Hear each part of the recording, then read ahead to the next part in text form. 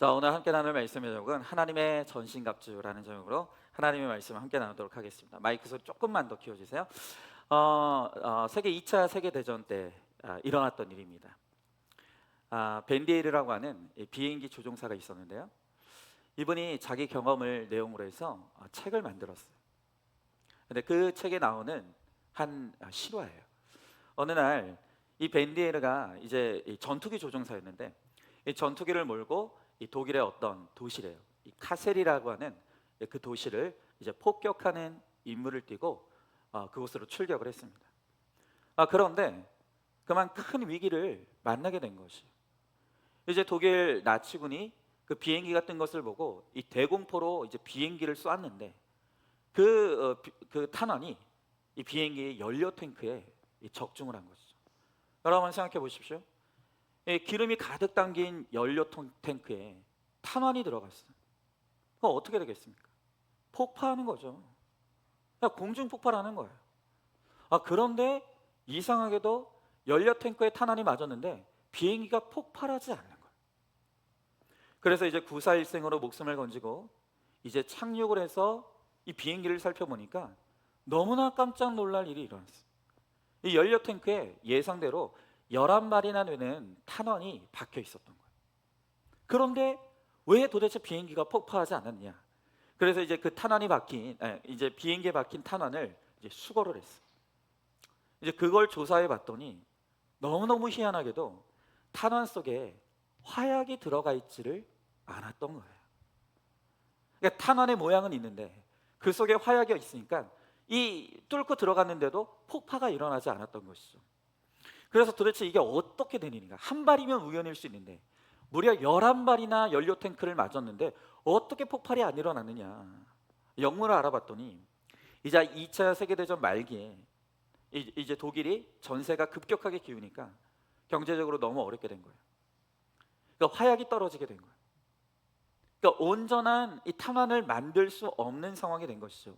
그래서 이제 독일군들이 차선책으로 위험용으로라도 화약이 없는 탄환을 그냥 마구잡이로 쏘아댔던 거예요.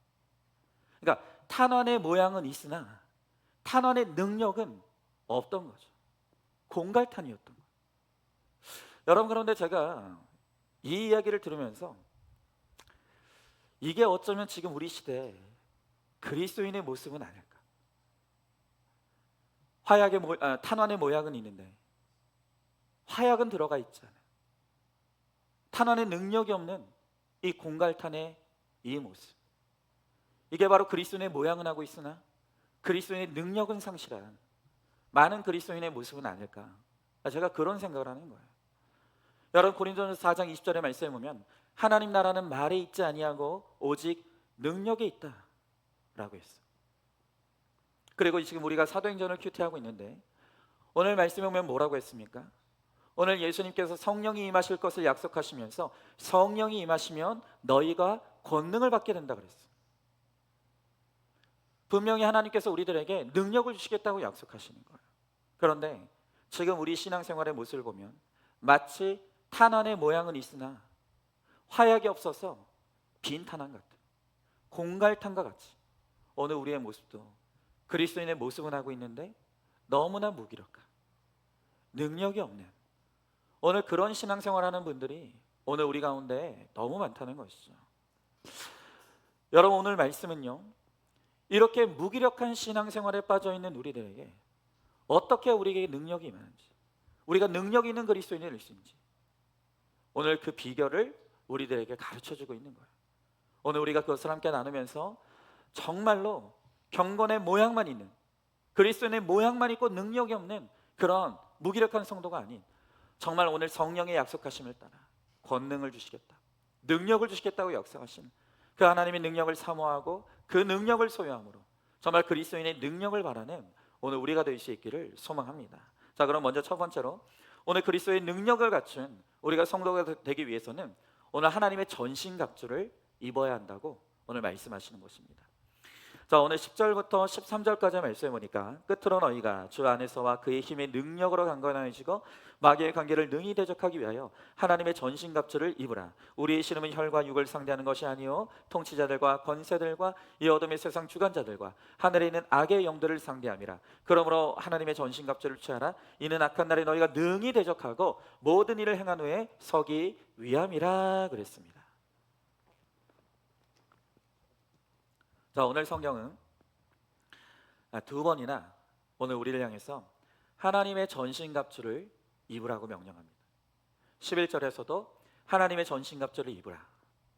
또 13절에서도 하나님의 전신갑주를 취하라. 자, 여기서 이 전신갑주라고 하는 것은 우리로 치면 이 군인이 전시에 갖추는 완전 군장을 뜻합니다. 여러분들 중에 군대 안 가신 분들 많죠. 저는 군대 갔다 왔는데 여러분, 군인이 이제 전시를 대비해서 항상 훈련을 해요. 그럼 전시를 대비한 훈련을 하면 언제나 완전 군장을 갖추고 훈련을 받는데 여러분, 그 무게가 얼마인 줄 아십니까? 무려 40kg예요. 40kg의 완전 군장을 하고 이 땡볕에 훈련을 하는 거예요. 근데 오늘 성경이 우리 그리스도인에게 명령하는 게 뭐냐면 바로 이렇게 전시에 갖추는 완전 군장으로 무장을 하라 라고 말씀하시는 거예요. 자, 여러분, 완전 군장으로 무장하라, 이 뜻이, 이 명령이 우리에게 뜻하는 것이 무엇입니까? 그것은 지금 우리 그리스도인들은 전쟁 중이라는 거예요. 여러분, 우리가 예수 믿기 전에는요 전쟁이 필요가 없었습니다. 그냥 마귀가 시키는 대로 생각하고 마귀가 시키는 대로 느끼고 마귀가 시키는 대로 행동하면 그만인 거예요. 마귀와 갈등할 일이 없는 거예요. 여러분, 그러나 이제 우리가 예수 그리스도로 말미암아 거듭나고 사단의 나라에서 하나님의 나라로, 사단의 자녀에서 하나님의 자녀로 이제 우리가 거듭나게 됐어요. 자, 그러면서 이제 우리는 사단과 끊임없이 전쟁하는 전시 상태에 돌입하게 되는 것이죠. 여러분, 그래서 성령 충만은 갈등 충만이라 그랬죠. 여러분, 우리 인생 가운데, 우리의 삶 가운데, 우리의 신앙생활 가운데 충만한 갈등이 있다는 것은 우리가 지금 잘 가고 있다는, 우리가 하나님의 자녀라는 것을 증언하는 것이죠. 자, 그런데 이렇게 이제 치열한 영적 전쟁이 있는 우리의 신앙생활에서 하나님의 전신갑주를 입으라는 것을 우리에게 의미하는 두 가지가 있어요. 첫째는 뭐냐면 우리의 힘의 근원이 하나님께 있다는 뜻이죠. 여러분, 더 정확하게 말하면 우리가 이 영적 전쟁에서 마귀를 대적하기 위해서는 강한 군사가 되어야 되는데, 그런데 강한 군사가 되는 그 강한 힘, 그게 나에게 있는 게 아니라는 말씀을 하는 거예요. 여러분, 오늘 10절의 말씀을 다시 보시면 우리가 마귀와의 싸움에서 이길 수 있는 힘이 어디로부터 나온다고 말씀하고 있죠? 주 안에서 그 힘의 능력으로, 주 안에 있는 주님으로부터 오는 그 힘의 능력으로 오늘 우리가 이 싸움을 싸울 수 있다는 거예요. 여러분, 제가 오늘 새벽 큐티 설교에서도 말씀드렸어요. 여러분, 기독교의 본질은 하나님의 행동이에요. 하나님이 시작도 하나님이 하시고 과정도 하나님이 하시고 마침도 하나님이 하시는 거예요. 여러분, 인간은 죄로 말미암아 부패했고 완전히 무능해졌어요. 그래서 우리로서는 마귀를 대적할 힘도, 마귀를 대항하여 싸울 힘도 오늘 우리에게는 아무것도 없어요. 아무것도 없어요. 우리는 영적으로 철저히 무능력한 존재인 거예요. 여러분, 그렇기 때문에 우리가 할 일은 전적으로 하나님의 사랑과 예수 그리스도의 은혜와 성령의 능력을 의지하여서 그것을 전적으로 사모함으로 그 은혜와 능력으로 강하여지고 그 힘을 얻어 싸워가는 것이죠. 여러분, 그래서 새벽에도 제가 말씀드렸지 않습니까? 출애굽기를 보면 이스라엘 백성들이 400년 동안 애굽에 종살이를 하다가 드디어 애굽을 탈출했어요. 그런데 곧이어서 뒤에서 애굽의 군대가 쫓아와요. 그리고 앞에는 홍해 바다가 넘실거리고 있는 거예요. 그러니까 이도 저도 할 수 없는 진퇴양난의 상황에 오늘 이스라엘 백성들이 빠진 거예요. 아무것도 할 수 없는, 뒤에서는 애굽의 군대가 쫓아오고 앞에는 홍해 바다가 가로막고 있는 이 상황 가운데서 오늘 하나님께서 이스라엘 백성들에게 명령하시는 것이 무엇입니까? 출애굽기 14장 13절에서 하나님께서 아무것도 할 수 없는 이스라엘 백성들에게 이렇게 명령하시는 것이죠. 너희는 두려워하지 말고 가만히 있었어. 가만히 있었어. 여호와께서 오늘 너희를 위하여 행하시는 구원을 보라. 여러분, 하나님께서 오늘 우리들에게 요구하시는 게 무엇이에요? 가만히 서 있으라는 거예요. 어차피 너희는 할 수도 없고 할 수 있는 일도 없으니까 너희는 그냥 가만히 서 있으라는 거예요.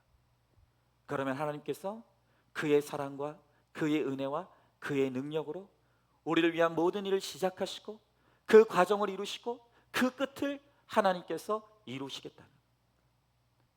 여러분, 이것이 바로 하나님의 전신갑주를 입으라는 말의 의미예요. 하나님의 전신갑주. 힘의 능력은 나에게 있지 아니하고 하나님께로부터 온다. 여러분, 그런가 하면 오늘 성경에서 하나님의 전신갑주를 입으라고 할 때 그 두 번째 의미는 뭐냐면 우리가 싸워야 될 대상을 정확하게 안다는 의미가 있다는 거예요. 자, 오늘 11절의 말씀에 보면 왜 하나님께서 우리들에게 전신갑주를 입어야 한다고 말씀하시는지를 설명하고 있어요. 오늘 11절에서 그 이유를 뭐라고 말합니까? 마귀의 간궤를 능히 대적하려고. 그리고 12절에서도 하나님이 이렇게 말씀하시죠. 오늘 12절의 말씀에 보니까 우리의 신음은 혈과 육을 상대하는 것이 아니요 통치자들과 권세들과 이 어둠의 세상 주관자들과 하늘에 있는 악한 영들을 상대함이라 그랬어. 여러분, 지금 바울은요 반복해서 이 싸움의 대상이 누군지를 우리들에게 알려주고 있어요. 이 싸움은 마귀와의 싸움이 아니래요. 그리고 반대로 혈과 육, 그러니까 눈에 보이는 사람과의 싸움이 아니라는 거예요. 절대로 눈앞에 있는 사람과의 싸움이 아니고 눈에 보이지 아니하는 그 뒤에 존재하는 마귀와의 싸움이 바로 우리 싸움의 본질이라고 오늘 말씀하고 있는 거죠. 자, 여러분, 왜 성경은 오늘 이 싸움이 눈에 보이는 사람과의 싸움이 아니라 눈에 보이지 않는 그 뒤에서 역사하는 악한 영과의 싸움이라는 것을 왜 강조하고 있습니까? 왜냐하면 자꾸 우리가 싸움의 대상을 헷갈리니까 그런 거예요. 자꾸 헷갈려요. 여러분, 마귀의 간계라 그랬어요. 마귀는 아주 간사한 존재. 그렇기 때문에 마귀는 절대로 직접 자신의 존재를 내세워서 우리에게 싸움을 걸어오지 않아요. 언제나 마귀는 사람의 뒤에 숨어서 사람을 대리자로 삼아서 그렇게 우리에게 싸움을 걸어오는 거예요. 여러분, 그러다 보니까 우리가 날마다 이 전쟁에서 속는 게 뭐예요? 그냥 눈앞에 보이는 사람만 미워하는 거예요. 사람하고만 갈등하는 거예요. 사람하고 원수 맺는 거예요. 여러분, 바로 여기서 우리 가정의 문제, 교회의 문제, 이 나라의 문제가 여기서 다 일어나요. 여러분, 우리가 다 예수 믿지 않습니까? 우린 다 영의 사람이에요. 그런데도 오늘 우리 가운데 나는 마귀가 미워요, 내 원수는 마귀예요 라고 고백하는 분들이 없어요. 그 대신 늘 우리가 고백하는 게 뭡니까? 날마다 목장 안에서 고백하는 게 뭐예요? 나는 시어머니가 미워요, 며느리가 미워요, 저 성도가 싫어요, 목사님이 마음에 안 들어요. 맨날 사람만 쳐다보면서 사람하고 싸우고 사람하고 지지고 볶고 사람 미워하고 사람을 원수 삼고. 여러분, 이게 바로 마귀에게 우리가 놀아나는 거예요. 아마 저도 느끼고 여러분들도 느끼실 테지만 지금 이 마귀의 간계는 너무나 효과적이에요. 지금 우리는요 피하 식별이 안 돼요. 오늘 성경이 우리들에게 분명하게 말씀하는 게 무엇입니까? 눈앞에 보이는 그 사람이 내 원수가 아니라고 말씀하셔요. 사람이 원수가 아니에요. 오직 우리의 원수는 딱 하나, 사단, 마귀예요.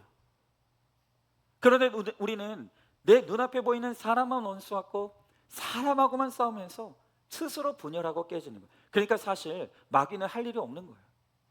그냥 재밌게 구경하면서 웃고 있는 거예요. 그래, 잘한다, 너네들끼리 잘 싸우고 니네들끼리 원수 맺고 니네들끼리 분열해라. 그냥 팔짱 끼면서 미소 짓고 있는 거예요.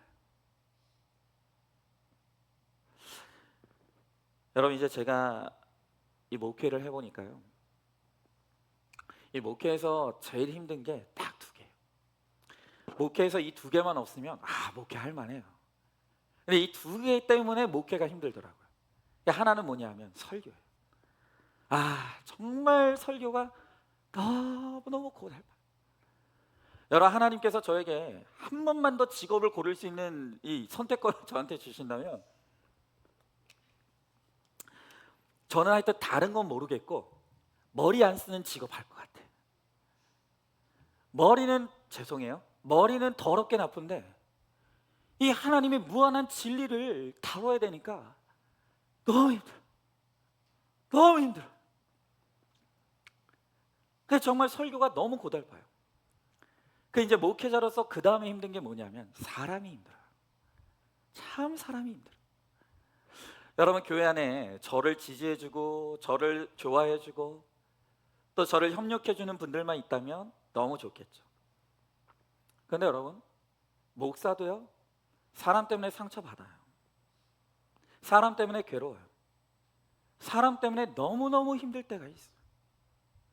여러분, 오죽하면 정말 목사도 사람 때문에 정말 목회 못하겠다, 여러분, 그런 생각 들 때가 있어요.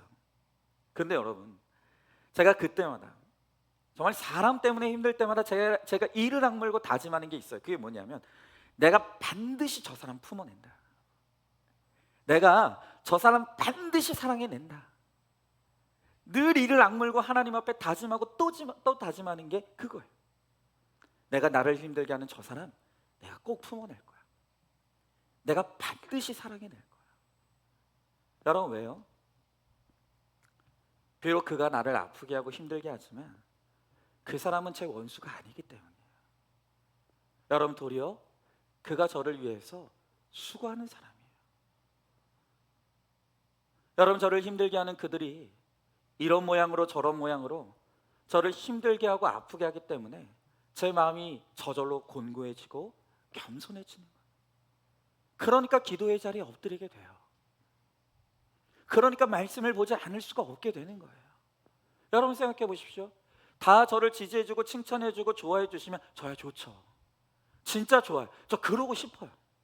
그런데 어쩔 수 없다니까요. 속 썩이는 사람이 없으면 기도 안 해요. 큐티 안 한다고요. 교만해지는 거예요. 환경이 그렇게 만드는 거예요. 여러분, 그래서 하나님은 저에게 끊임없이 겸손하라고, 목회는 너의 기교와 기술로 하는 게 아니라고, 주님 바라보고 주님 의지하라고. 하나님은 마귀의 관계도 저의 거룩을 위해서 하나님의 도구로 사용하신다는 거예요. 여러분, 또한 하나님은요, 그 힘든 사람들의 수고를 통해서 저로 하여금 저의 그릇을 키워가시는 거예요. 여러분, 제가 저를 힘들게 하는 그 한 사람을 품고 사랑할 때마다 그때마다 제 그릇은 넓어져요. 그 사람 뛰어넘지 못하면 저는 평생 거기에 머물러 있는 거예요.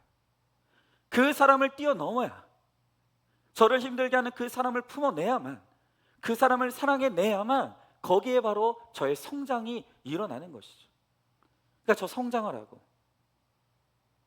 넓은 그릇의 사람이 되라고 하나님께서 힘든 사람을 저에게 붙여주셔서 힘든 사람 한 사람 끝나면 조금 더 힘든 사람, 그 사람 또 뛰어넘으면 조금 더 힘든 사람, 하나님께서 끊임없이 저의 훈련의 대상들을 붙여주셔서 저를 훈련시켜 가시고 하나님의 사람으로 키워 가시는 거예요.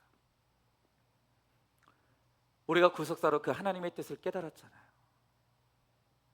여러분, 그렇기 때문에 저는 저를 힘들게 하고 아파하는 사람을 만날 때마다 정말 하나님 앞에 그렇게 기도하는 거예요. 하나님, 정말 저 사람 미워하지 않게 달라고, 내가 저 사람 꼭 품을 수 있게 달라고, 내가 그를 반드시 사랑할 수 있게 달라고.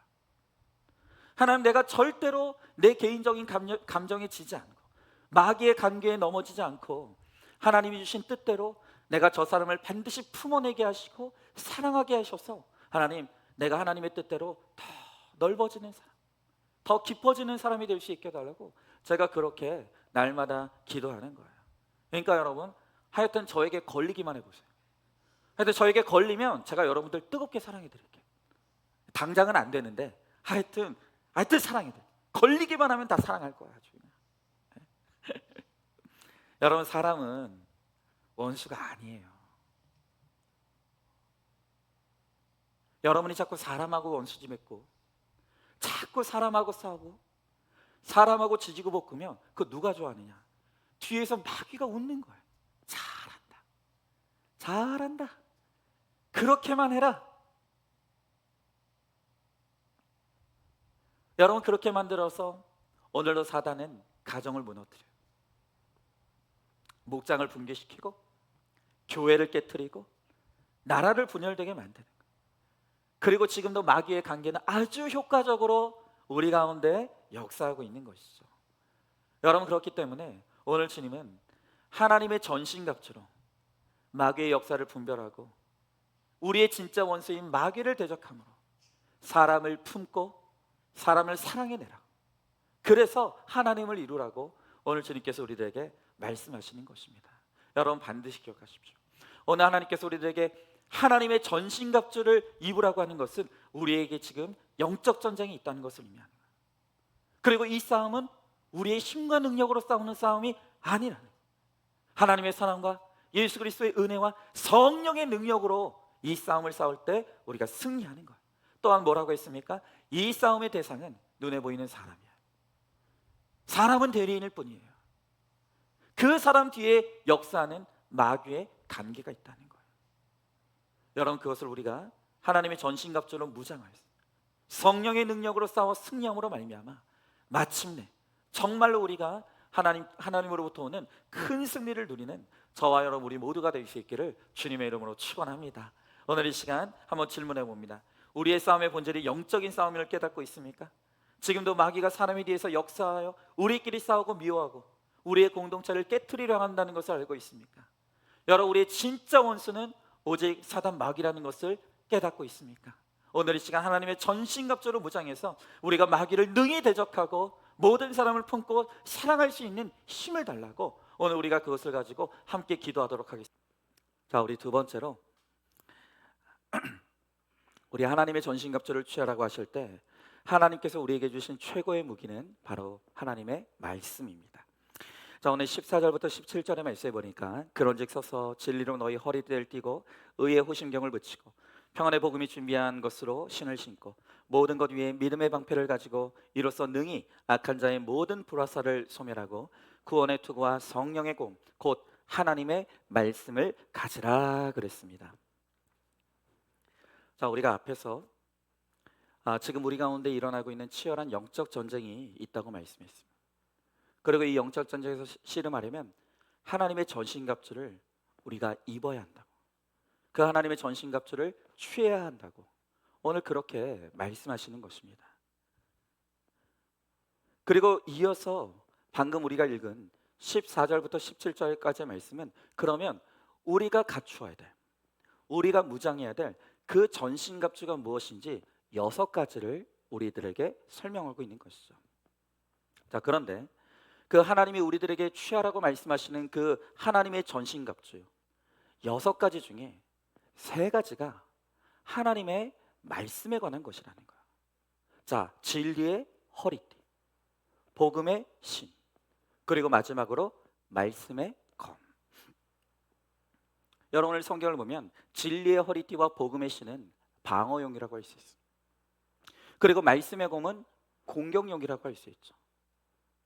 자, 그러니까 무슨 말이냐면 이 하나님의 말씀은 우리의 원수 대적인 사단 마귀로부터 나를 방어하고 또 공격하는 데 있어서 하나님이 우리에게 주신 절대적인 무기라는 거예요. 그리고 이것을 반대로 말하면 이 하나님의 말씀이 없이는 우리 안에 일어나는 이 영적 전쟁에서 절대로 승리할 수 없다는 거예요. 여러분, 생각해 보십시오. 전쟁이 일어나고 있어요. 그런데 나를 방어할 수단도 없어요. 적을 공격할 무기도 없어요. 어떻게 승리하겠어요? 그런데 하나님께서 우리의 원수 마귀와 싸우러 가실 때 우리에게 주신 방어의 수단이 뭐냐? 말씀이라는 거예요. 그리고 이 원수 마귀를 무찔러 승리하고 싸울 수 있는 이 무기가 뭐냐? 그것도 하나님의 말씀이라는 거예요.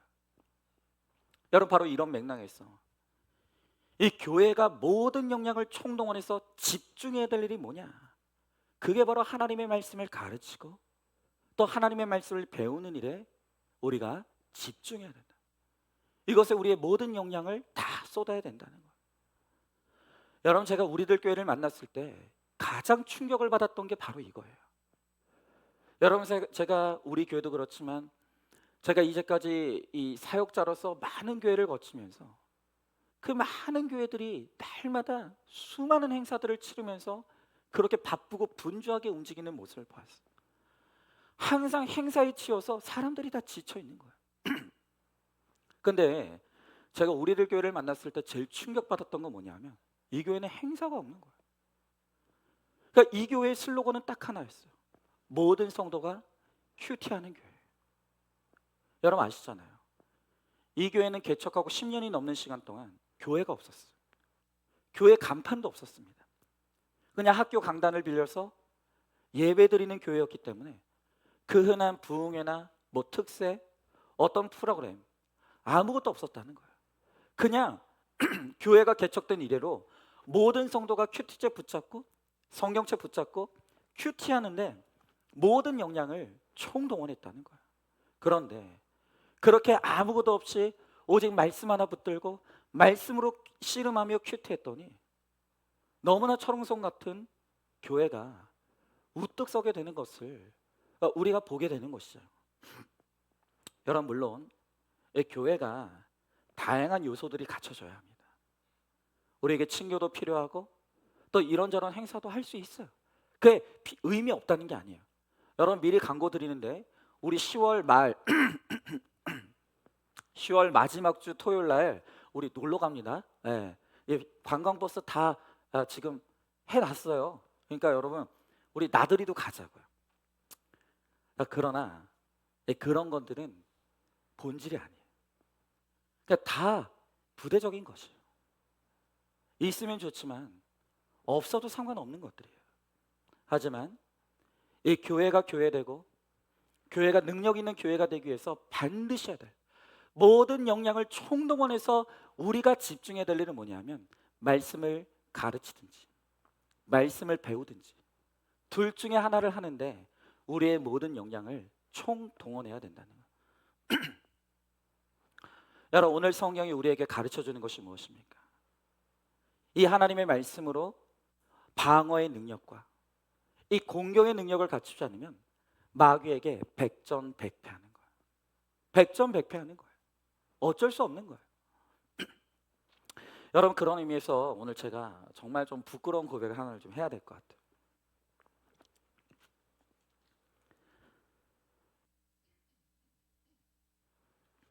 제가 이제 이번에 여름에 휴가를 갔다 왔죠.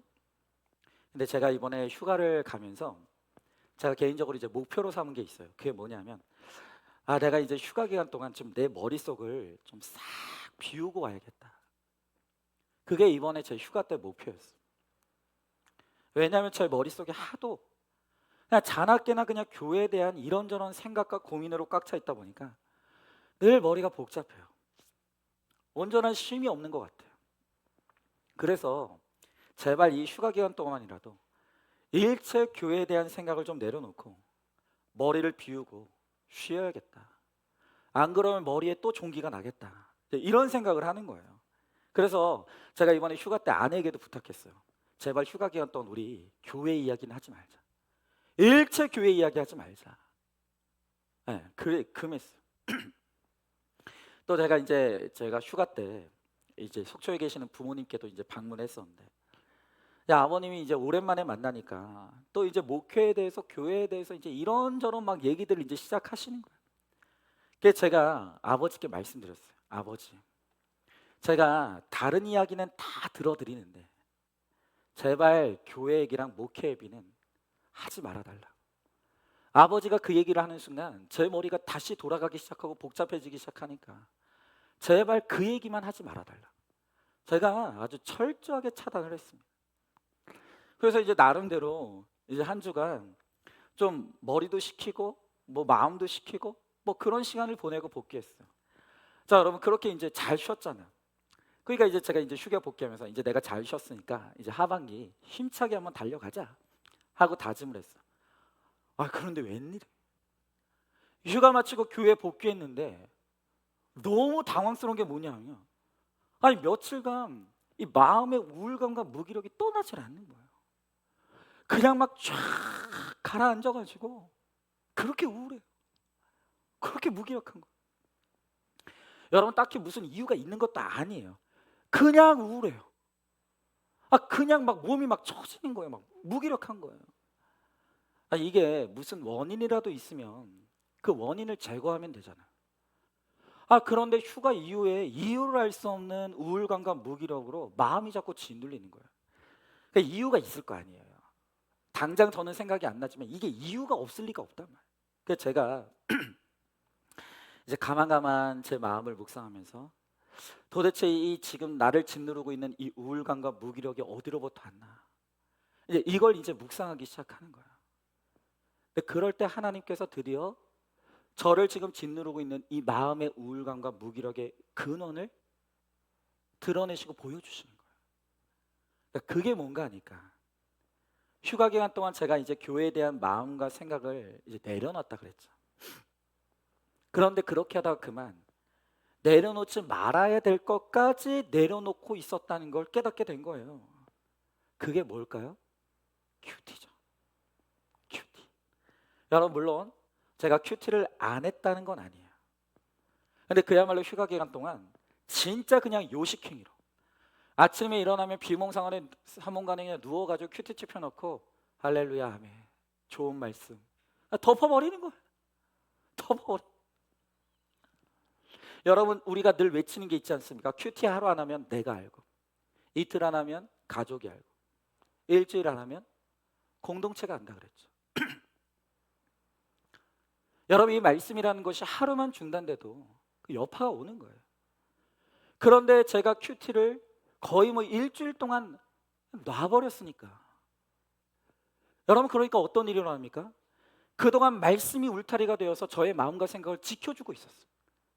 그 말씀이 저의 생각과 저의 마음의 울타리가 되어서 저를 잘 지켜주고 있었는데 이 방어막이 무너져 버린 거예요. 여러분, 그랬더니 순식간에 제 마음과 생각 속으로 마귀가 들어와서 제 마음이 마귀의 놀이터가 돼버린, 그냥 막 들락날락하면서 마귀가 제 마음에 넣어주는 대로 우울함을 넣어주니까 막 제가 이길 힘이 없는 거예요. 마귀가 제 생각에 부정적인 생각을 넣어주니까 제가 그 생각을 떨쳐버릴 수가 없어요. 제가 그것을 깨닫게 됐어요. 그리고 제가 새벽에 나와서 얼마나 하나님 앞에 회개했는지 몰라요. 내가 쉰다는 명목으로 말씀까지 내려놨더니 제 영적 방어막이 다 무너져서 그냥 막 마귀의 놀이터가 돼버린 거예요. 마귀 충만해져서 마귀가 넣어주는 대로 우울하고 마귀가 넣어주는 대로 부정적인 생각을 하고, 그래서 제가 정말 이 기도의 자리에서 하나님, 나를 다시 주님으로 채워달라. 하나님, 나를 주의 말씀으로 다시 충만하게 해달라. 하나님, 나를 다시 회복시켜달라. 여러분, 그날부터 하나님께서 다시 회복시켜 주시고, 그날로 하나님께서 저의 모든 우울감과 그 무기력을 하나님께서 떨치고 일어날 수 있게 해주시는 거예요. 여러분은 제가 이제 지난 주일에는 또 저와 정반대의 성도님을 만나서 그게 또 얼마나 제가 감사했는지 몰라요. 네, 이분은 제가 실명을 밝혀도 좋을 것 같아요. 양육도 받았고 우리 이완 집사님 저기 오셨죠. 네, 우리 집사님이 이제 최근에 다니던 직장을 내려놓고 이제 새로운 직장을 구해야 되는 이제 그런 불확실한 상황 가운데 거하게 됐어요. 그런데 이제 지난 주일에 이제 우리 집사님과 함께 목장 나눔을 하는데 이분이 고백하시기를 뭐라고 하냐면, 전에 같았으면, 이렇게 불확실한 상황 가운데 놓여 있었다면 자기는 벌써 이제 깊은 연민과 우울에 빠졌을 거라고, 그리고 하나님을 원망하고 교회를 원망하면서 그렇게 있었을 거라는 거예요. 그런데 이분이 뭐라고 말씀하시냐면, 지금 내가 이렇게 불안정한 상황 가운데 있는데 자기가 생각해도 너무나 신기할 정도로 지금 본인이 자기 연민에 빠지고 있지 않다. 자기 연민에 빠져들지 않고 있다는 거예요. 여러분, 제가 얼굴을 봤는데 평안한 거예요. 근데 어떻게 그러는가? 어떻게 이런 불확실한 상황 가운데서도 자기 연민에 빠지지 않고 어떻게 이렇게 마음의 평안을 그래도 잘 유지하고 있는가? 집사님이 뭐라고 고백하시냐면 오랜 시간 동안 큐티를 놓고 있었는데 몇 달 전부터 이제 다시 듣는 큐티, 읽는 큐티, 묵상하는 큐티를 몇 달 전부터 다시 회복한 거예요.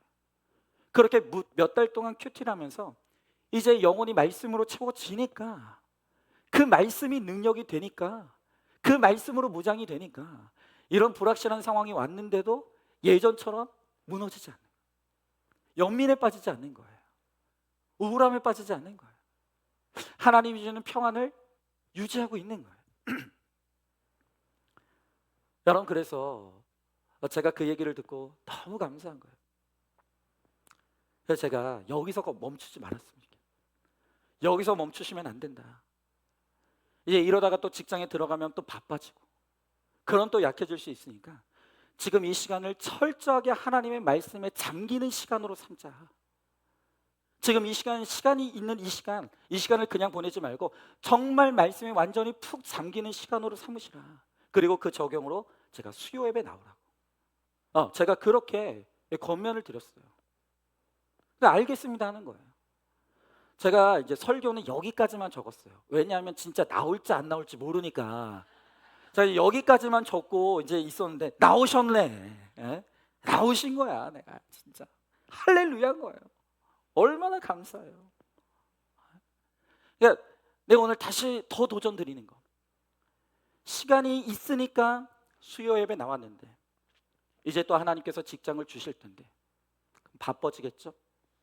그럼 바쁘면 어떻게 될까요? 바쁘니까 안 나와야겠죠? 그러면 이제 무너지는 거예요. 이제 이때 말씀에 철저하게 잠겨서 말씀으로 무장하고 이제 직장 생활이 시작되면 너무 바빠서, 그래서 교회에 나와서 말씀에 더 깊이 잠기는 우리 이완 집사님이 될 줄 믿습니다. 몰라 아멘 안 했는지 안 했는지 모르겠는데 하여튼 뭐 그렇게 될 줄로 믿어요.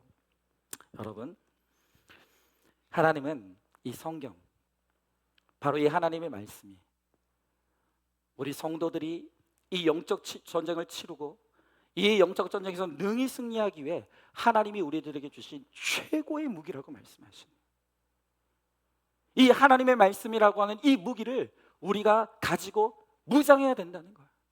이 무기를 가지고 마귀를 방어하고, 마귀의 공격을 방어하고, 또 이 하나님의 말씀으로 마귀를 공격하는 거예요. 그러면 우리가 승리한다는 거예요. 여러분, 히브리서 4장 12절의 말씀에서 성경이 뭐라고 합니까? 하나님의 말씀은 살았고 활력이 있어 좌우의 날선 어떤 것보다도 예리하여 혼과 영감이 관절과 골수를 찔러 쪼개기까지 하며 또 마음의 생각과 뜻을 판단하는 이가 있어요. 하나님의 말씀이 예리한 검이라는 거예요. 이 검으로 베지 못할 게 없어요. 이 하나님의 말씀으로 무장되어 있으면 이 말씀으로 사단은 한 길로 왔다 7길로 도망가는 거예요. 로마서 1장 16절의 말씀에서도 이 복음은 모든 믿는 자에게 하나님의 능력이 됨이라. 복음이 능력이라는 거예요. 복음이 능력이라는 거예요. 여러분, 이 말은 반대로 말하면 뭡니까? 복음이 없는 자는 무능해지는 거예요. 복음으로 무장된 자, 말씀으로 무장된 자는 능력 있는 성도가 돼요. 그런데 말씀이 없는 성도는 무능한 성도가 되는 거예요. 마치 제가 서두에 말씀드렸던 총알의 모양은 있는데 화약이 없어서 아무 능력도 없는 그 공갈탄처럼, 하나님의 말씀이 빠진 성도는 성도의 모양은 있지만 성도의 능력이 없는 무능한 목사가 되는 거예요.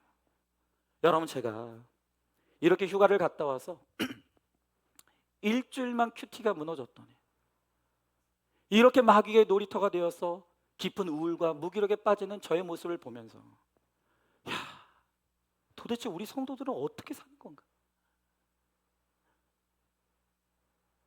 아니, 목사인 저도 조금만 말씀이 무너지니까 이렇게 마귀가 장난질을 하는데 도대체 말씀이 없이 살아가는 오늘 우리 성도들은 얼마나 사단이 넣어주는 그 고통 속에서 얼마나 힘든 삶을 살아가고 있을까?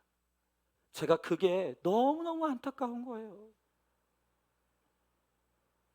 여러분, 우리가 아무리 예수를 믿어도 오늘 예수님께서 우리들에게 선물로 주신 이 강력한 말씀의 능력을 우리가 활용하지 않으면 그냥 우리는 마귀의 놀이터가 된다니까요. 그냥 우리의 마귀가 장난감이 되는 거예요. 마귀가 넣어주는 데에 따라서 그냥 우울함을 넣어주면 그냥 그대로 우울함에 빠지고, 무기력을 넣어주면 그대로 무기력에 빠지고, 비관적인 생각을 넣어주면 그냥 그대로 비관적인 생각에 빠지는 거예요.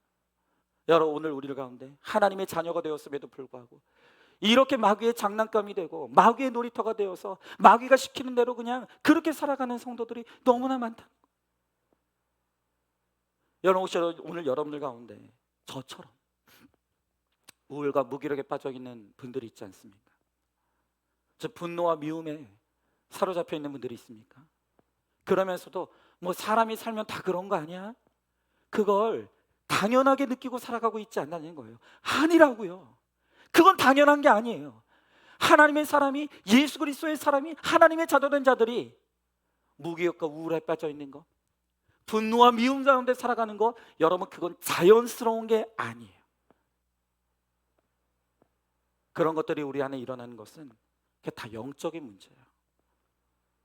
지금 우리의 내면이 마귀의 놀이터가 되어 있는 거예요. 우리의 영혼이 마귀의 장난감이 되어 있는 거예요. 그러니까 마귀가 이런 마음을 주면 이런 마음이 휩쓸리고, 저런 마음을 주면 저런 마음이 휩쓸리고, 이런 생각을 주면 이런 생각에 사로잡히고, 이게 다 영적인 문제라는 거예요. 우리가 힘이 없으니까 무너질 수밖에 없는 거예요. 여러분, 어떻게 해야 우리가 우리를 사로잡고 있는 그 모든 악한 마음, 악한 생각으로부터 우리가 자유하게 됩니까? 하나님의 말씀이요. 하나님의 말씀이요. 이 말씀으로 머리끝부터 발끝까지 우리를 가득 채우는 거예요. 말씀으로 충만해지는 거예요. 말씀으로 충만할 때 마귀가 쫓겨가요. 한 길로 왔다 7길로 도망가는 거예요. 말씀으로 무장하고 말씀으로 채워져 있으면 절대로 마귀가 우리를 뚫고 들어오지 못하는 거예요. 오늘 우리 이완 집사님이 그걸 고백하는 거예요. 내가 예전 같았으면, 이런 상황이었으면 이미 마귀가 넣어주는 자기 연민, 불안, 우울에 빠져서 깊은 고통 속에 있었을 텐데, 하나님께서 이 상황을 미리 대비하라고 이미 몇 달 전부터 말씀으로 채워지게 준비하도록 해주셨다는 거예요. 이 집사님이 그렇게 고백하더라고요. 그때는 몰랐는데 이 시기를 잘 통과하라고 하나님께서 몇 달 전부터 미리 말씀으로 준비하게 하셨다고. 맞죠, 집사님? 제가 과장하는 거 아니죠? 그때 그렇게 말씀하셨잖아요. 왜냐하면 우리 이완 집사님은 과장하는 걸 제일 싫어해요. 그래서 제가 정확하게 이야기 안 하면 혼나요. 네. 제가 목장에서 말씀하셨던 거 그대로 말씀드리는 거예요. 그렇게 말씀으로 무장이 되니까, 예전 같았으면 그냥 마귀의 장난감이 돼가지고 막 그냥 목사 힘들게 했을 거야, 그냥 또. 그런데 목장에서 너무나 담담하게 하나님이 나를 붙들고 계신다. 내가 연민에 안 빠지고 있는 이 모습이 나도 신기하다고. 그렇게 말씀하시는 거예요. 여러분이 말씀 없으면 죽어요. 절대 여러분들은 마귀를 이길 수 없는 거예요. 아니, 하나님께서 이렇게 귀한 말씀이라는 이 무기를 우리들에게 주셨는데 이 말씀 한번 쥐어보지도 않고 그저 그냥 이렇게 무기력하게 우리가 그렇게 있기에 우리가 오늘도 이렇게 비참한 삶을 살아가는 거예요. 여러분, 제발 여러분들에게 부탁드립니다. 제발 말씀의 자리로 좀 나가십시오. 오늘 큐티의 자리로 가서 말씀을 펴고 그 말씀을 좀 주야로 묵상하십시오. 예배 자리 나오세요. 여러분, 주일 예배로는 절대 충분하지 않아요. 주일 예배 가지고는 안 돼요. 매일 있는 자리에서 새벽 큐티 설교를 듣고 그 말씀 묵상하고 수요 예배 나오고 함께 기도하고, 여러분 그러면서 끊임없이 말씀으로 나를 채워가야 되는 거예요. 말씀으로 채워진 성도 마귀가 감당하지 못해요. 말씀으로 무장되어 있는 성도는 절대로 마귀가 건드릴 수가 없는 거예요. 그러나 우리가 조금만 말씀하고 멀어지고 조금만 말씀이 약해지면 기가 막히게 사단을 알아요. 그 틈을 타고 들어가서 목사도 쥐고 흔드는 거예요. 여러분, 그러므로 오늘 하나님께서 우리들에게 이 하나님의 전신갑주를 취하라고 해요. 특별히 이 말씀의 무기를 가지고 우리의 방어막을 치고 말씀의 검으로 능히 마귀를 대적하고 공격하여서 정말 우리가 하나님 안에서 승리하는 저와 여러분 우리 모두가 될 수 있기를 주님의 이름으로 축원합니다. 마지막 세 번째로, 말씀뿐만이 아니라 기도도 하나님이 우리에게 주신 가장 강력한 무기입니다. 자, 오늘 18절부터 19절의 말씀에 보니까 모든 기도와 간구를 하되 항상 성령 안에서 기도하고 이를 위하여 깨어 구하기를 항상 입으며 여러 성도를 위해 구하라. 또 나를 위하여 구할 것은 내게 말씀을 주사 나로 입을 열어 복음의 비밀을 담대히 알리게 하옵소서 할 것이니 그랬습니다. 자, 지금 우리가 하나님의 전신갑주를 취하라는 말씀을 보고 있죠. 우리가 방금 보았던 14절부터 17절까지의 말씀에서 6가지의 하나님의 전신갑주를 보았어요. 여러분, 그렇기 때문에 사실 원래 이 에베소서 6장은 17절에서 끝나도 상관이 없어요. 이미 17절까지의 말씀을 통해서 우리가 취해야 될 하나님의 전신갑주가 무엇인지를 다 말씀하셨어요. 그런데 우리가 알다시피 너무나 흥미로운 것은 오늘 이 에베소서 6장이 17절로 끝나지 않는다는 거예요. 사도 바울은 곧바로 그 다음 절인 18절의 말씀에서 우리에게 하나님이 주신 또 다른 강력한 무기가 있다는 것을 곧바로 말씀하고 있는 거예요. 오늘 18절에서 하나님께서 우리에게 주신 말씀의 검뿐만이 아니라 그에 못지않게 우리에게 주신 그 강력한 무기를 뭐라고 말씀하고 있습니까? 오늘 18절에 보니까 모든 기도와 간구를 하되 항상 성령 안에서 기도하고 오늘 사도 바울은 말씀과 기도를 연결짓고 있는 거예요. 여러분, 지금 이 의미를 아시겠습니까? 결국 이 하나님의 말씀은 그 자체가 기도와 능력이 될 때, 기도와 연결이 될 때 거기서 능력이 발휘된다는 거예요. 말씀만 가지고는 안 돼요. 기도만 가지고도 안 되는 거예요. 반드시 말씀과 기도가 하나 되고 결합할 때 바로 거기서 능력이 일어나게 된다. 오늘 그것을 우리들에게 말씀하고 있는 거예요. 여러분, 저 같은 모태신앙을 비아냥거리면서 하는 말이 있죠. 모태신앙은 모태신앙이다. 왜 그러겠어요? 여러분, 우리 모태신앙들은 어릴 적부터 하도 주일학교 때부터 그냥 이 말씀을 귀에 못이박히도록 들었어요. 그러니까 모태신앙들은 웬만한 말씀은 다 알아요. 그런데 이 모태신앙의 문제는 뭐냐면 말씀은 아는데 그런데 그 말씀을 살아낼 힘이 없어요. 그게 우리 모태신앙들의 문제예요. 그러니까 사람들이 날마다 모태신앙은 모태신앙이야 맨날 그러는 거예요. 여러분, 머리가 말씀에는 꽉 차 있는데 그 머리에 있는 말씀이 가슴으로 내려와 누려지지 않죠. 그리고 그 말씀이 손과 발로 뻗어가서 적용이 되지 않아요. 그러니 우리 모태신앙들이 모태신앙으로 변질돼 버리고 마는 거예요. 자, 그러면 도대체 어떻게 이 머리에만 머물러 있는 이 말씀이 우리의 가슴으로 내려와 누려지냐는 거예요. 어떻게 하면 그 가슴에서 누려지는 그 말씀이 손과 발로 내려가서 적용이 되냐는 거예요. 그걸 가능하게 하는 것, 그게 바로 기도라고 말씀하시는 것이죠. 여러분, 또한 오늘 성령이 이 말씀과 기도를 연결짓는 또 하나의 중요한 의미가 있는데 그게 뭐냐? 앞에서도 말씀드렸지만 이 모든 힘의 공급의 원천은 하나님께로부터 온다는 것을 인식해야 된다는 거예요. 여러분, 오늘 본문의 19절을 다시 보면 바울이 에베소 교회 성도들 향해서 기도를 부탁해요. 근데 이 바울이 어떤 기도를 부탁하는지 그 기도 제목을 보면서 제가 너무 위로를 받는 거예요. 여러분, 제가 19절의 말씀을 다시 읽어봅니다. 또 나를 위하여 구할 것은 내게 말씀을 주사 나로 입을 열어 복음의 비밀을 담대히 알리게 하옵소서 할 것이니. 여러분, 지금 바울 사도가 에베소 교회 성도들 향해서 나를 위해서 좀 중보기도 해달라고 해요. 그러면서 지금 내놓는 기도 제목이 뭐냐면 하나님께서 나에게 말씀을 주시기를, 그래서 주신 그 말씀으로 담대하게 복음을 전할 수 있도록 말씀을 달라고 그걸 기도 제목으로 내놓고 있는 거예요. 여러분, 이 기도 제목을 통해서 우리는 바울 사도의 인식 속에 분명하게 인식되고 있는 한 가지 사실이 있다는 것을 깨달아요. 그건 뭐냐? 이 말씀의 공급의 원천이 자기 지식과 학문에 있는 게 아니라는 걸 사도 바울은 아는 거예요. 하나님이 나에게 말씀을 주지 않으시면, 하나님이 위로부터 나에게 이 말씀의 비밀을 깨닫게 하지 않으시면 나는 어떤 말씀도 전할 수 없다는 것을 바울 사도가 아는 거예요. 그러니까 바울 사도는 하나님께서 나에게 이 말씀의 비밀을 깨닫게 해주시기를, 그리고 깨달은 그 말씀의 비밀을 내가 성도들에게 잘 전하여서 그들이 말씀으로 거듭날 수 있게 달라, 그렇게 기도를 부탁하는 거예요. 여러분, 제가 이 바울의 기도 자금을 보면서 이것이 저에게 큰 위로가 됐다 그랬어요. 왜요? 제가 앞에서도 말씀드렸잖아요. 목회를 해보니까 두 가지가 제일 어렵다고. 그 중에 제일 힘든 게 설교예요. 여러분, 제가 이제 전도사까지 합치면 제가 올해로 사역을 한 지가 만 25년이에요.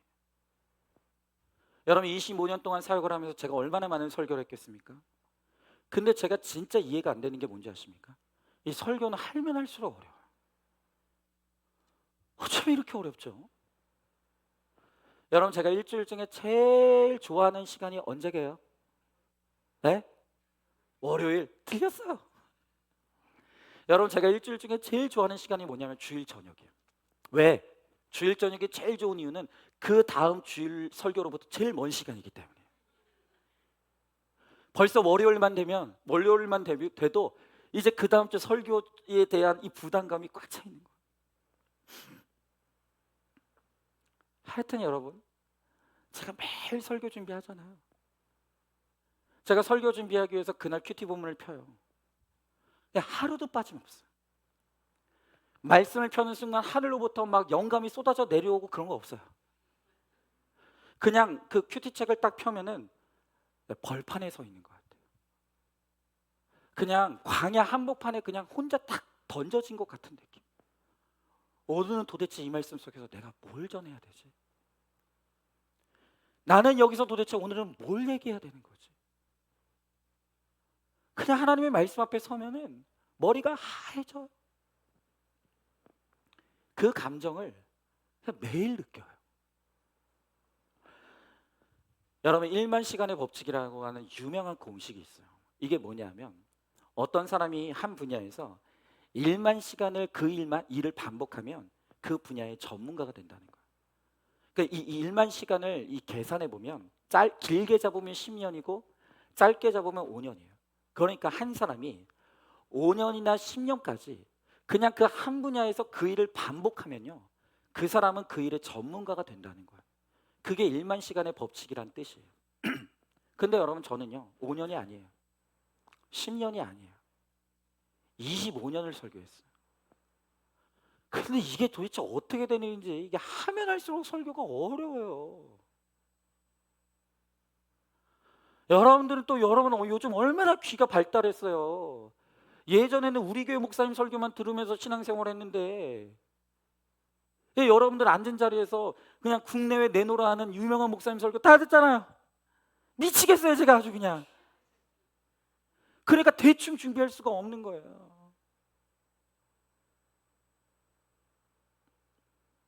제가 평일에는 이제 새벽 예배를 드려야 되니까 보통 제가 이제 잠자리에 드는 시간이 평균 9시 반에 자요.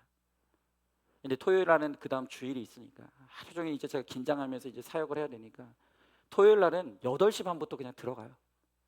누워 있어요. 그런데 토요일 밤만 되면 잠이 안 와요. 그러니까 저는 아니라고 생각하는데 제 몸은 이미 긴장이 돼 있는 거예요. 그러니까 누워는 있는데 잠이 안 와요. 맨날 긴장하는 거예요. 그러다 보니까 제가 이게 뭐지 이게? 내가 이 설교 은사가 없는 건가?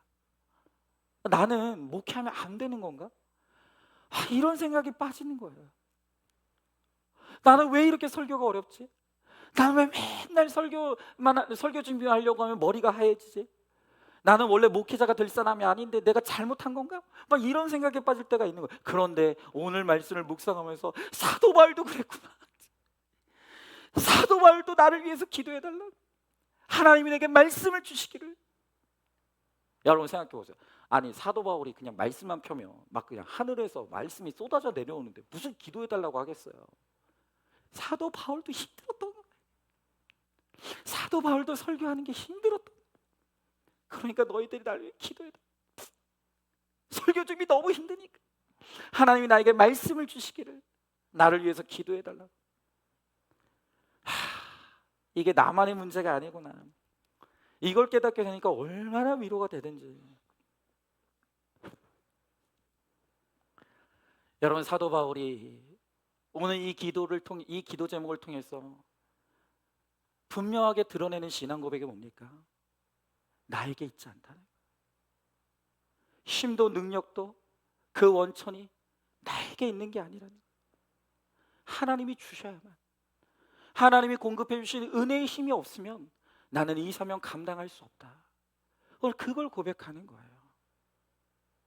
여러분, 그래서 저도 아는 거예요. 느끼는 거예요. 제가 어쨌든 간에 정말 최선을 다해서 설교 준비합니다. 뭐 여러분들이 만족하든 만족하지 않든 저는 정말 하나님 앞에 매일 단 하루도 그냥 허투루 설교 준비한 적이 없어요. 제가 할 수 있는 한에선 최선을 다해서 하는 거예요. 그러나 제가 아무리 최선을 다하고 뭐 몸부림치물고 뭘 하든 간에 하나님이 은혜 주시지 않으면 저의 최선은 아무것도 아닌 거예요. 저의 열심은 쓰레기에 불과한 거예요. 하나님이 저를 붙잡아 사용해 주지 않으면 아무 일도 일어나지 않는다는 걸 제가 너무너무 잘 압니다. 그거를 사역을 하면 할수록, 이 사역의 기간이 늘어나면 늘어날수록 제가 그걸 깨닫게 되는 거예요. 여러분, 그래서 오히려 담임 목사 초창기에는요, 주일에 새벽 예배가 없잖아요. 기도한 적이 없어요. 오히려 제 담임 목회 초창기에는 새벽에는 새벽 예배 하지 않았어요.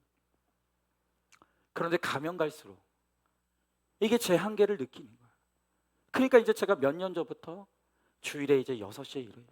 혼자 교회 나와서 이 빈 예배당에 앉아서 하나님 앞에 기도하는 거예요. 하나님, 나에게는 나올 게 없는데 하나님이 은혜 주시지 않으시면 정말 어떤 것도 할 수가 없는데, 하나님, 오늘 이 예배당에 이제 은혜 받으려고 나오는 우리 성도들이 있을 텐데, 하나님, 이 예배당에 오늘 이 주일에 예배 자리에 나오는 우리 사랑하는 성도들 단 한 사람도 그냥 돌아가는 사람 없도록 제발 하나님 은혜를 공급해달라고, 은혜를 주시라고, 나를 좀 사용해달라고. 저는 매일 주일 새벽마다 이 빈 예배당에 나와서 하나님 앞에 몸부림치며 그렇게 기도하는 거예요. 여러분, 지난주에 어떤 목사님이 저한테 그렇게 말씀하시더라고요. 목사님, 구속사는 어떻게 왜 갈수록 어려워요? 구속사가 갈수록 어렵다는 거예요. 근데 여러분, 제가 그 목사님의 말씀을 듣는데 한쪽에서는 이 구속사를 깨닫는 것도 힘들고 살아내는 것도 힘들어 하시는 목사님을 보면서 마음 한쪽은 아파요. 그런데 한쪽에서는 그렇게 반가울 수가 없는 거예요. 나만 고통당하는 게 아니야. 그건 아니고, 쌤통이다 뭐 이런 건 아니고, 한쪽 마음에서는 그치, 이걸 느끼는 게 당연하지, 반가운 거예요. 왜요? 그게 원래 맞는 거거든요. 여러분, 생각해 보세요. 그냥 목자하는 게 쉽고 편하고 그냥 그냥 눈만 감으면 그냥 구속사가 막 저절로 막 생각나고 깨달아지고, 그럼 기도하겠습니까? 기도하겠냐고요? 절대 안 하는 거예요. 여러분, 정말 이 거룩한 사명은 하면 할수록 힘든 게 그게 맞는 거예요. 왜요? 이건 내 힘으로 되는 게 아니거든요. 내 성품으로 되는 게 아니거든요. 이 지식으로 되는 게 아니거든요. 그러니까 우리는 반드시 정말 우리가 신앙생활하고 봉사를 하고 사명을 감당할 때 반드시 우리는 한계를 만나야 되는 거예요. 한계를 만나야 겸손해져요. 한계를 깨달아야 기도하게 되는 거예요. 그리고 그 한계의 자리에서 기도할 때 그때 하나님께서 일하시는 거예요.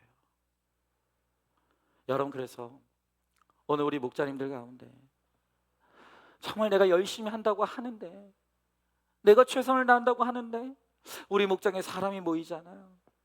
목원들이 나를 힘들게 해요. 여러분, 그런 분들이 있다면 그 수고를 통해서 그 안 되는 것을 통해서 하나님이 나를 지금 기도의 자리로 부르고 계신다는 것을, 그걸 깨달아야 되는 거예요. 내가 열심히 하는데 목원들이 안 모이는 게 그냥 일어나는 일이 아니에요. 나는 한다고 하는데 내 수고를 몰라주고 목원들이 나를 힘들게 하는, 그냥 일어나는 게 아니에요.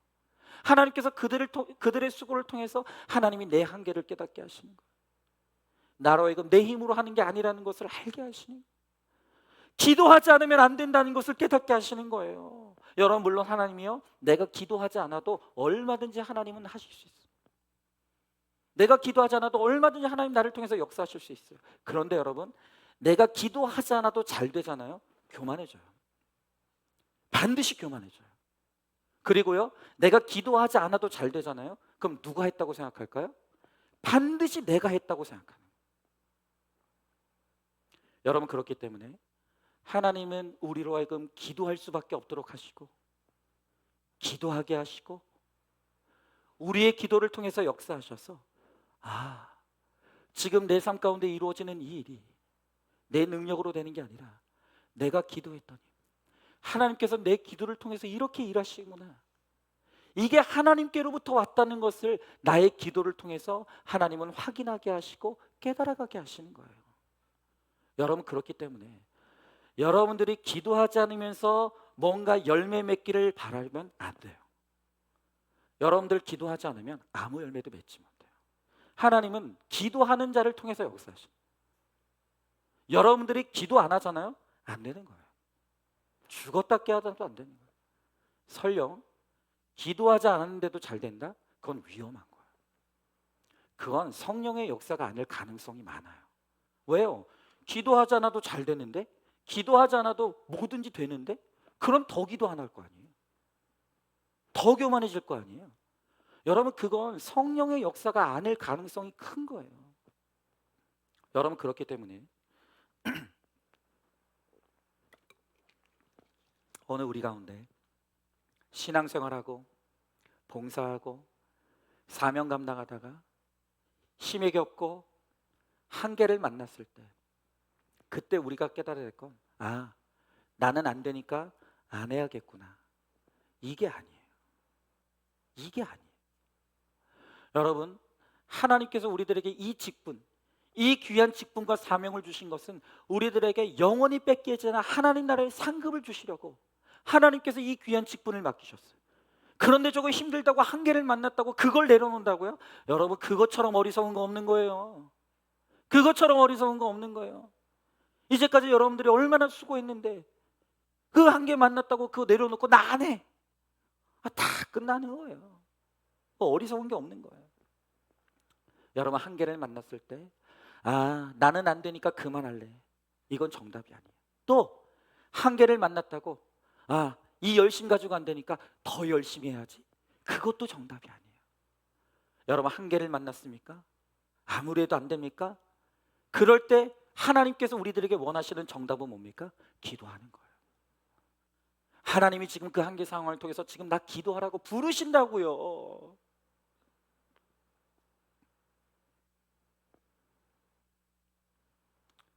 하나님은 기도를 통해서 모든 힘의 공급의 원천이 하나님께로부터 오고 하나님으로 말미암고 하나님으로 인해서 주어진다는 것을 우리로 하여금 체험케 하길 원하시고, 우리가 그것을 누리기를 원하시는 거예요. 여러분, 이것은 우리 모두에게 똑같이 적용되는 거예요. 여러분, 지금 오늘 우리들 가운데 부부관계의 한계를 만났습니까? 자녀 양육의 한계를 만났습니까? 인간관계의 한계를 만났습니까? 여러분, 하나님께서 그 한계 상황을 우리들에게 허락하신 이유는 그 한계 상황을 통해서 내 힘으로 안 된다는 것을 철저히 깨달아라. 네가 아무리 용서봐라, 네가 한다고 되나?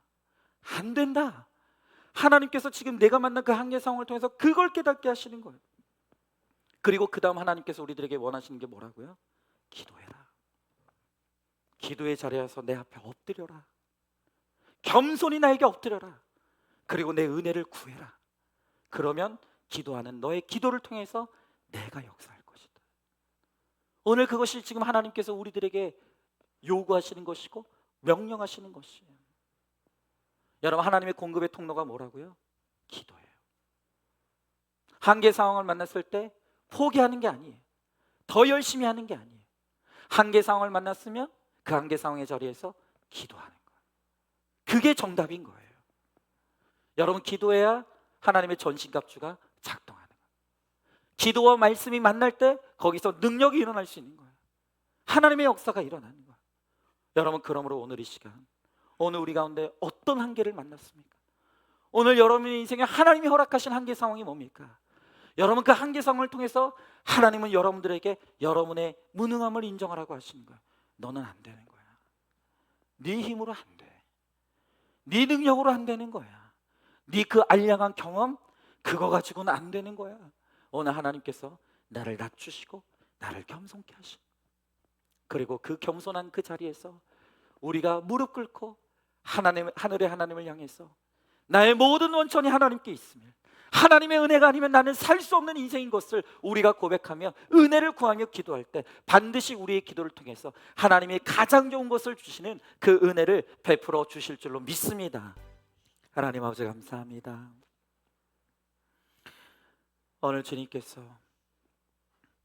성령이 너희에게 임하시면 너희가 권능을 받게 될 것이라고 분명하게 약속하셨습니다.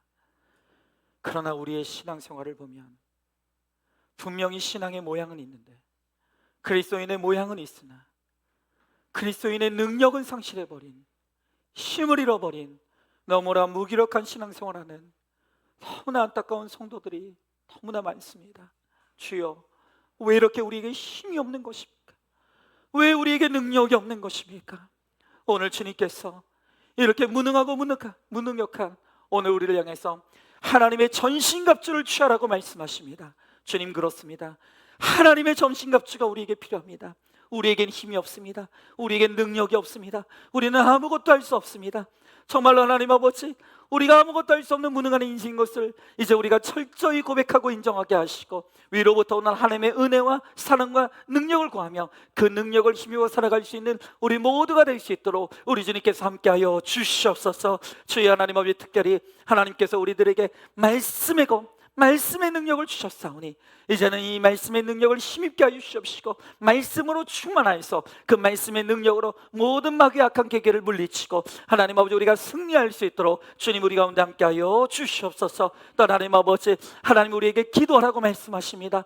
우리가 만난 한계 상황을 통해서 내가 할 수 있는 것이 아무것도 할 수 없음을 알게 하시고, 하나님은 그 한계 상황의 자리에서 우리에게 무릎 꿇고 엎드려 하늘의 하나님을 향해 기도하라고 말씀하십니다. 주여, 나의 하나님 아버지, 기도를 통해 역사하시고 기도에 응답하시겠다고 약속하셨사오니 이제 정말 우리 안산중앙교회 안에서 하나님 기도의 일꾼들이 일어나게 하여 주시옵시고, 기도의 불이 타오르게 하여 주시옵시고, 기도하는 모든 자들마다 위로부터 오는 하나님의 가장 좋은 응답을 누리는 하나님의 은혜를 힘입는 우리 모두가 될 수 있도록 우리 주님께서 함께하여 주시옵소서. 하나님 아버지, 오늘 이 시간 정말 주의 능력을 힘있기를 소망하며 주의 능력을 사모하며 그 능력을 사모하기에 하나님의 말씀의 자리에 머물고 기도의 자리에 머물러 하나님 그 능력을 사모하는 모든 자들에게 하나님께서 반드시 힘과 능력을 허락하여 주실 줄 믿사오며 사랑이 많으신 우리 예수님 이름 받들어 기도드리옵나이다. 아멘. 이제는 우리 주 예수 그리스도의 은혜와 하나님의 사랑과 성령의 교통하심이